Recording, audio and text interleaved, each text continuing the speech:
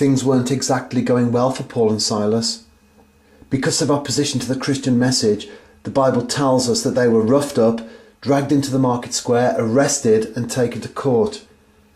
It tells us that the crowd had turned into a restless mob, out for blood, and that the judges ordered them to be stripped and beaten. After being beaten black and blue, they were thrown into jail. This was no nice, comfortable, almost hotel-like environment. This was as harsh as we can possibly imagine. It was the equivalent of a maximum security cell, and they were clamped in leg irons.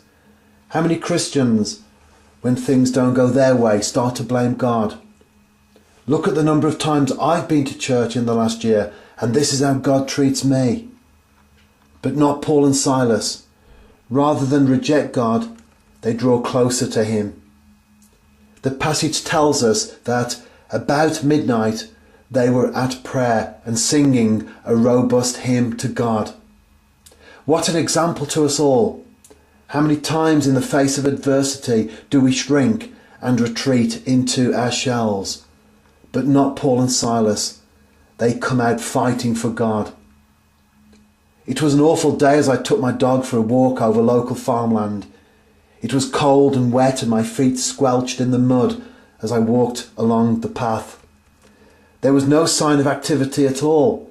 The only birds I saw were drenched ones sheltering in the hedge, and who can blame them really? Then I caught the unmistakable sound of a skylark singing. Looking up into the falling rain, I spotted the bird high over the field, singing its little heart out. It really inspired me.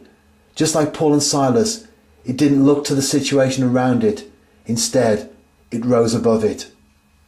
Whatever you're going through today, you have two choices.